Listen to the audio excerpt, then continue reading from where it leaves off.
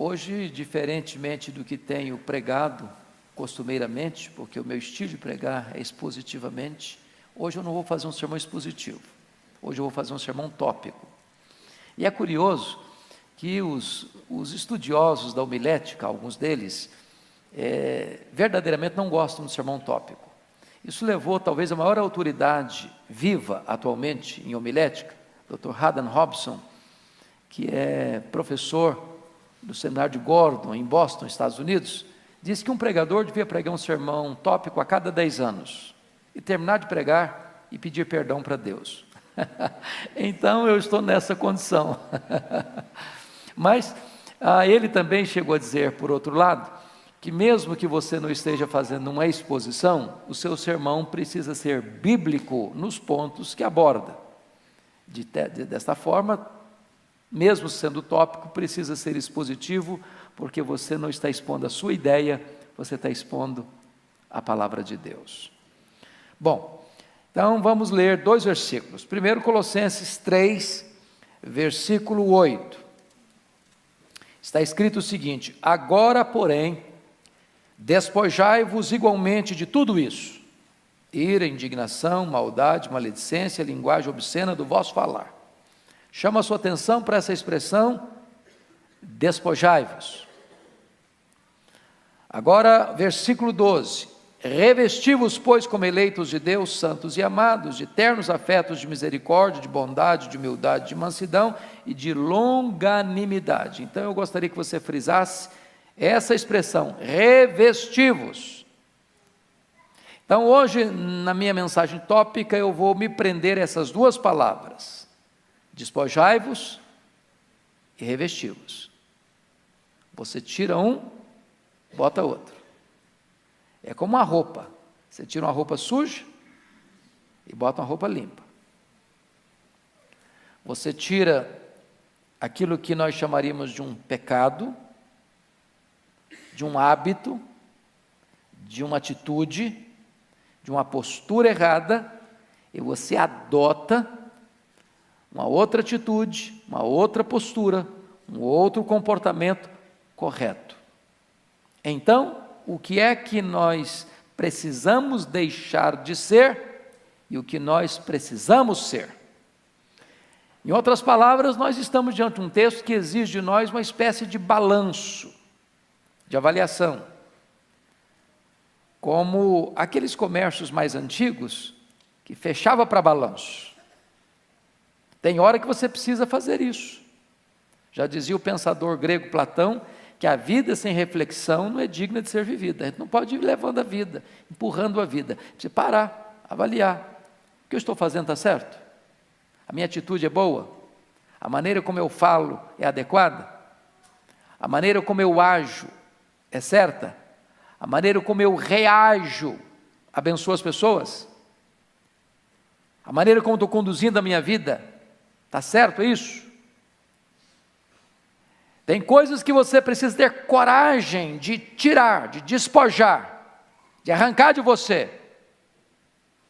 E tem outras coisas que você precisa incorporar na sua vida, adotar na sua vida, acrescentar à sua agenda. Então, a vida cristã é constantemente uma ação de despojar e de revestir, de despojar, de revestir, de despojar e de revestir. A pergunta hoje é essa: o que é que eu devo tirar da minha vida?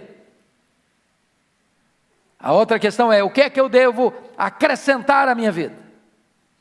Então, para não ter nenhum desequilíbrio, eu vou mencionar 6 coisas que nós devemos despojar.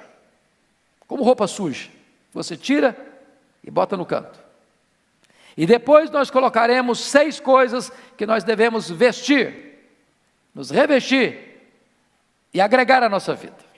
Então, primeiro ponto, o que precisamos deixar de ser. Primeira coisa que eu sugiro a você, à luz do texto, à luz da palavra de Deus, você precisa deixar de ser uma pessoa intolerante. Você conhece gente intolerante? Já viu alguma? Já se olhou no espelho?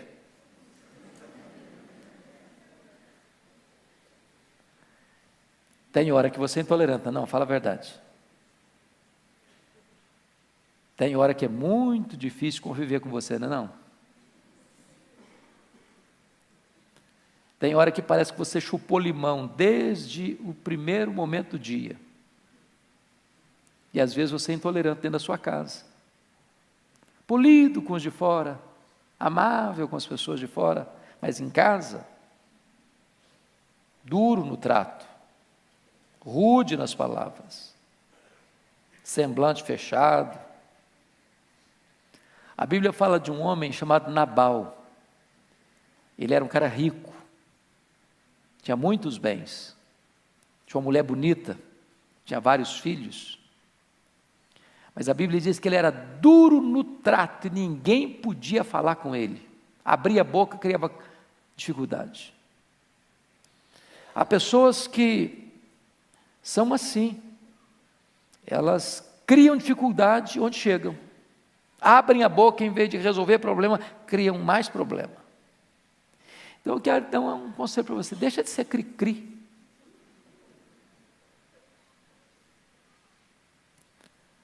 O maior gesto que você pode ter para ser maduro é ser parecido com Jesus.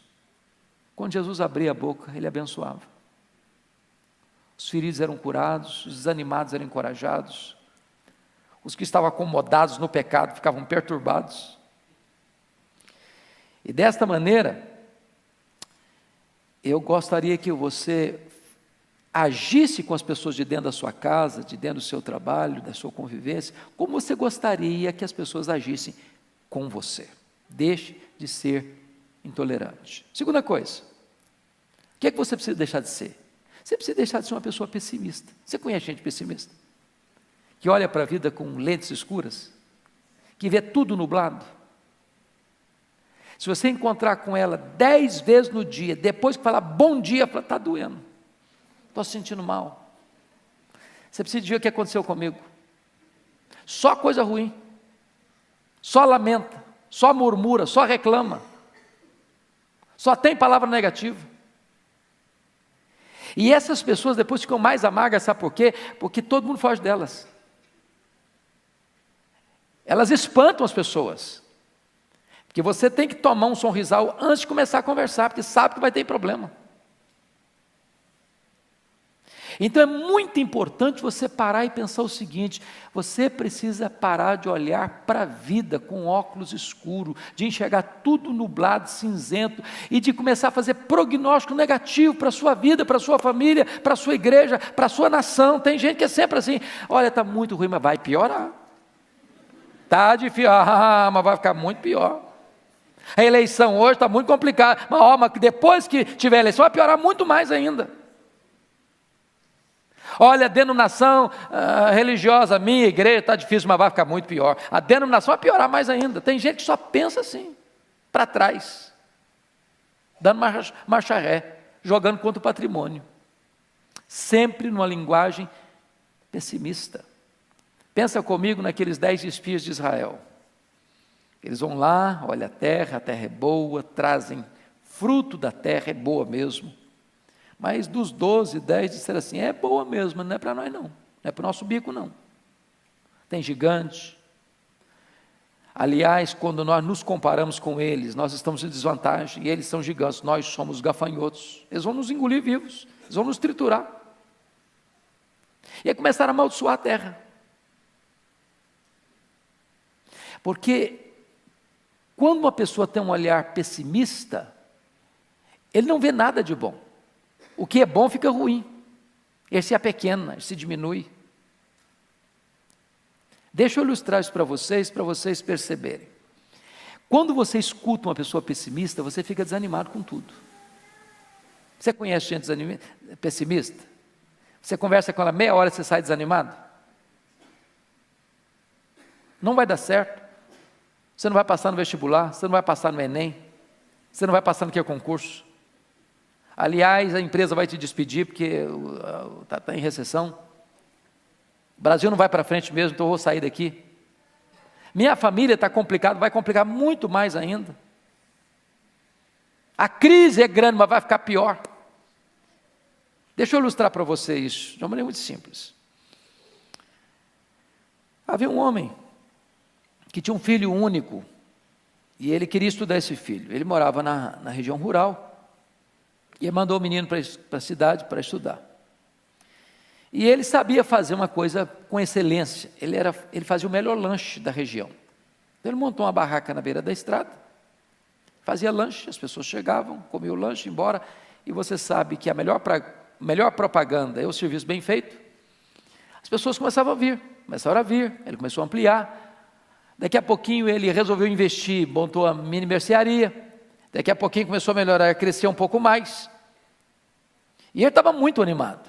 Um dia mandou uma cartinha para o filho dele. Falou: filho, eu estou tão animado, estou fazendo novos investimentos, a minha vida está indo para frente, estou tão feliz, etc e tal. Aí o menino mandou uma cartinha para ele: papai, o senhor não escuta rádio não? O senhor não vê televisão não? O senhor não está sabendo que a economia está abalada, que o país está em recessão, que é arriscado investir, que isso é muito perigoso? Aí o pai pensou: meu filho estuda na cidade, deve ser gente sabida, deve ser perigoso então, eu vou parar de investir. Parou de investir. Sabe o que aconteceu? Os clientes não chegaram mais. Aí o trabalho dele foi diminuindo. Aí a mercearia fechou. Aí ele mandou uma cartinha para o filho: filho, você tinha razão, a crise é muito grande mesmo. Quando você escuta os pessimistas, tudo fica muito complicado mesmo. Deixa de ser pessimista.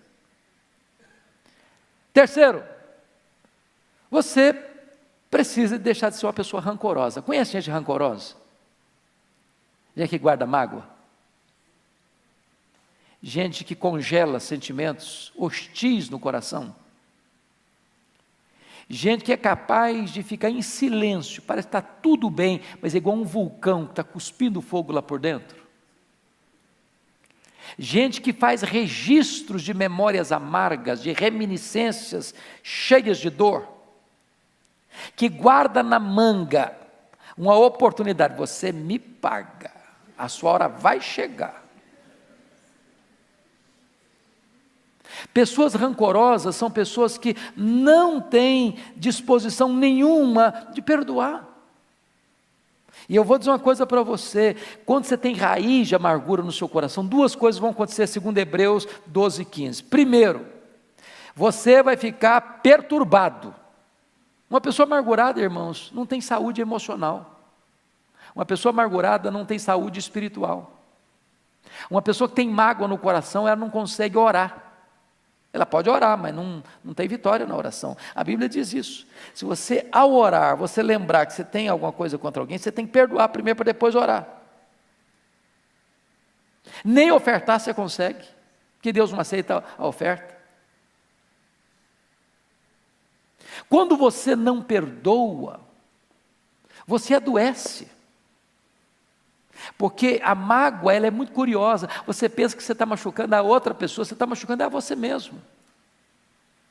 Você está laborando contra você mesmo. Você está destruindo a você mesmo. Você está bebendo um copo de veneno pensando que o outro é quem vai morrer. Então a pessoa rancorosa, ela não vive uma vida plena, uma vida abundante. E a segunda coisa, para quem fica amargurado, é que ela contamina as pessoas. Ela azeda o ambiente. Ela fermenta a convivência dela. Eu não sei se você tem alguma pendência de relacionamento.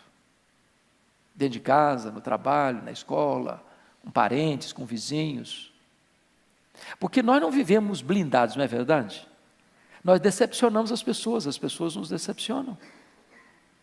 E a única maneira de você viver uma vida cristã saudável, uma vida familiar saudável, uma convivência saudável, é você zerando a conta, é você perdoando, é você colocando aquilo que foi feito contra você, impensadamente ou planejadamente,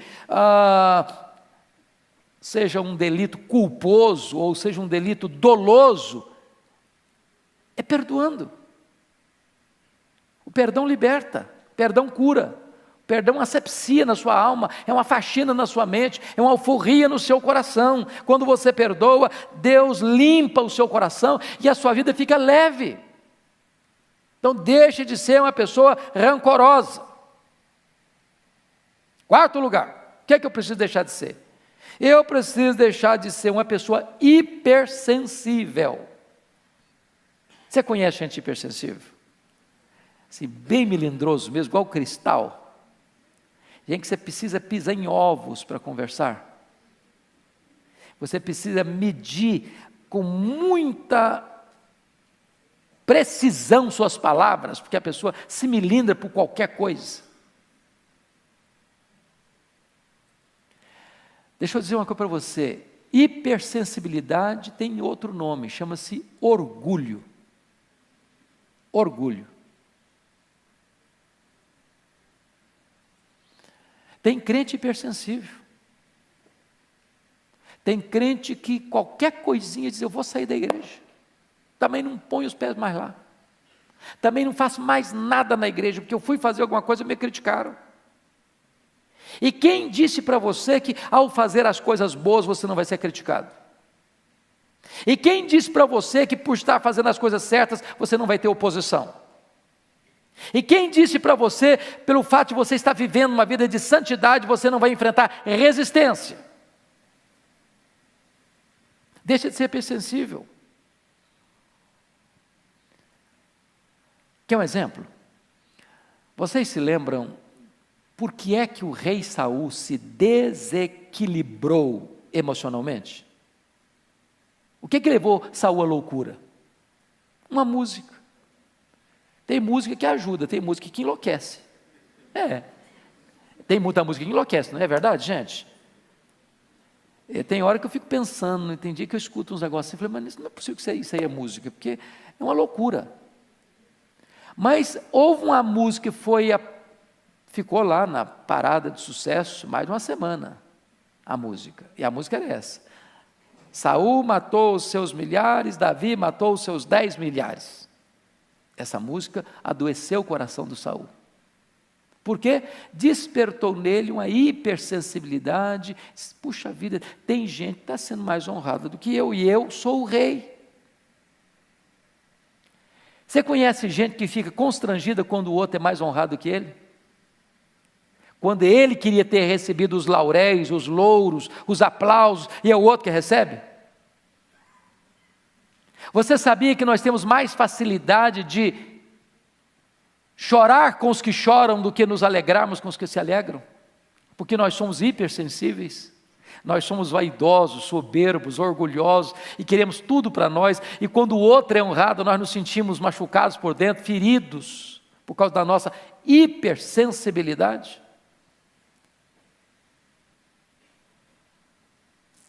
Talvez você possa parar de pensar, ninguém lembra de mim, ninguém gosta de mim, ninguém se importa comigo, e começar a pensar no valor que Deus dá para você. Para mim não tem nada melhor para curar esse negócio aí de autoestima achatada do que você saber que Deus amou você. Deus escolheu você. Deus enviou o seu Filho para morrer no seu lugar. O Espírito Santo vem habitar dentro de você. Você faz parte da família de Deus, você é herdeiro de Deus. Seu nome está escrito no livro da vida. Você tem uma herança imaculada, imarcessível, gloriosa no céu. Quando você entende quem é você para Deus, acabou a hipersensibilidade. Na igreja não tem concorrência, na família não tem concorrência, nós não estamos concorrendo uns com os outros, nós somos parceiros. Se um membro é honrado, diz a Bíblia, todos se alegram com ele. Se um membro sofre, todos choram com ele. Portanto, nós não estamos aqui medindo na feira da vaidade quem de nós recebe mais aplausos. Nós estamos aqui servindo a Deus e uns aos outros. Isso traz cura para a nossa alma. Quinto lugar, o que você precisa tirar? Deixar de ser. Você precisa deixar de ser uma pessoa incrédula. Sabe o que é a pessoa incrédula? É aquela pessoa que aposta no fracasso. Ela tem certeza que vai dar errado mesmo. Ela não acredita que o que Deus falou vai acontecer, que o que Deus prometeu, Ele vai cumprir. É aquela pessoa que já parte do pressuposto que não vai dar mesmo. É por isso que a ordem mais repetida em toda a Bíblia é esta: não temas, não temas, não temas, não tenha medo. O que Deus falou, Ele vai cumprir. O que Deus prometeu, Ele vai fazer. Então você não pode duvidar no seu coração, você não pode ter um coração incrédulo, você precisa ter um coração crente, confiante. Eu não estou falando, obviamente, meus irmãos, daquele negócio de autoajuda, que eu cruzo as pernas, e eu digo para mim mesmo, entra para dentro da caverna da minha alma, e não, vai dar certo, vai dar certo, vai dar certo. Não estou falando disso não.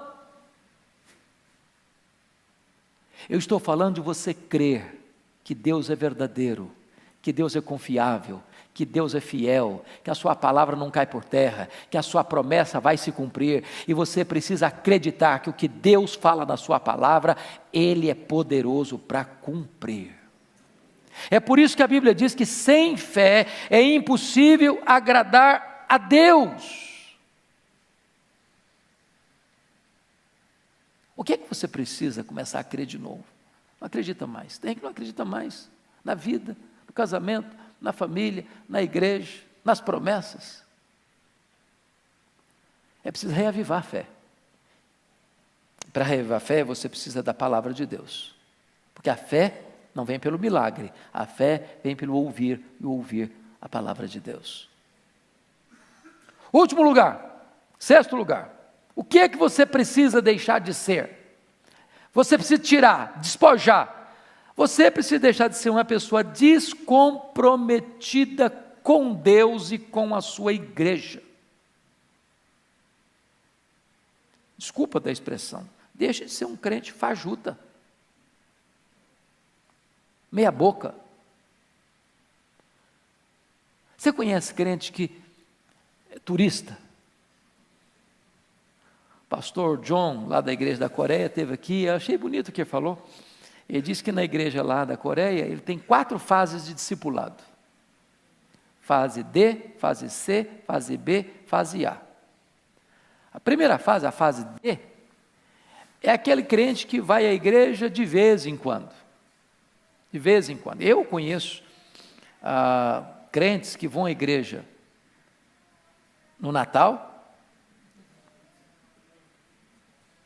depois no batizado, ou no batismo de alguém, amigo, depois na Páscoa, no Dia das Mães, e está muito bom.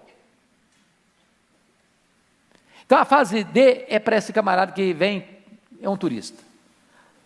A fase C é daquele camarada que vai para a igreja, até vai nos cultos, ele vai até nas reuniões de oração, mas não é comprometido. Ele vai, assenta, escuta e vai embora.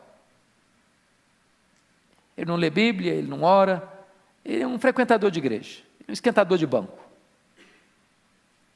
A fase B é daquela pessoa que é assídua, que está presente, que lê sua Bíblia, que faz a oração, que participa da reunião de oração, mas também não tem ministério na igreja.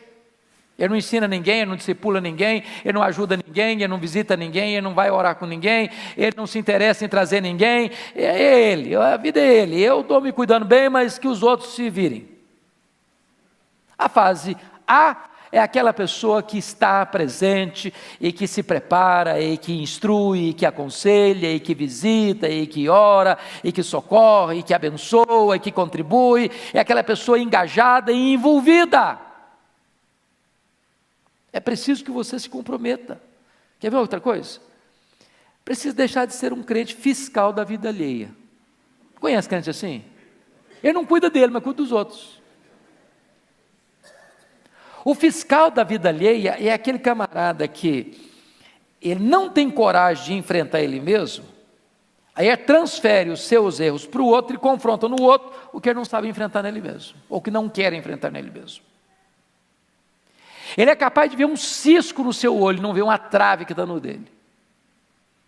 Ele se incomoda com pequenas coisas na sua vida, mas ele não enxerga os grandes problemas da sua própria vida.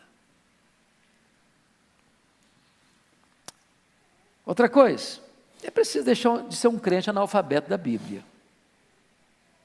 Sabe o que é um crente analfabeto da Bíblia? Eu não estou falando do neófito não, gente. O neófito tem todo o direito, tem não? O neófito é aquela pessoa que nasceu agora, que crente começou agora. Mas tem crente de 20 anos da igreja, fala, meus irmãos, vamos abrir, igual brincando de ontem, vamos abrir em Ruth. Aí o cara começa a ler lá, quase perto de Apocalipse. Ruth, cadê Ruth? Cadê? Eu acho que não tem Ruth na minha Bíblia, não. Mas não é possível, você tem 20 anos de igreja. Está no beabá ainda. Não saiu do ABC. Ele pode escutar a maior heresia do mundo, ele bate pau.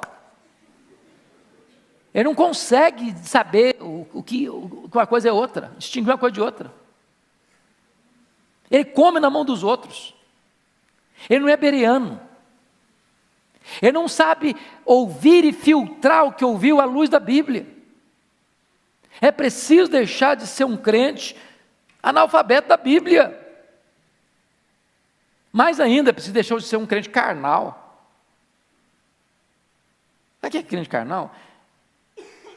Eu não estou defendendo a tese que tem crente carnal não, viu gente? Que tem uma teologia errada, furada, que foi ensinado na década de 80, 90, que ensinava a seguinte coisa: existem 3 tipos de pessoas: o homem natural, o crente carnal e o crente espiritual. Então o homem natural é o homem que não é salvo, certo? Não é regenerado. Aí o crente carnal é aquele crente que ele aceitou a Cristo apenas como seu Salvador, mas não o recebeu ainda como seu Senhor. Quem está na cadeirinha do trono da vida dele não é Jesus, é o eu. Quem manda é o eu, não Jesus. Mas está salvo, vai para o céu. Isso não tem na Bíblia não. Não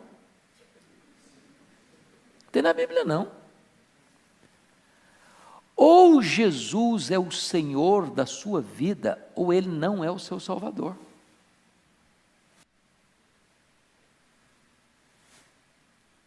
Não tem desse negócio de crente meia boca, crente mundano. Deus não nos salvou no pecado, Deus nos salvou do pecado. Então a única prova que você tem que você é um salvo é se você é santo. Não pense você que vivendo uma vida mundana, eu estou salvo, não, eu fui eleito, eu sou um eleito de Deus, eu posso ver do jeito que eu quiser, porque estou garantido, coisíssima nenhuma. A única evidência que você é um eleito de Deus é se você é santo, é irrepreensível. Quem não ama a santidade é porque nunca nasceu de novo.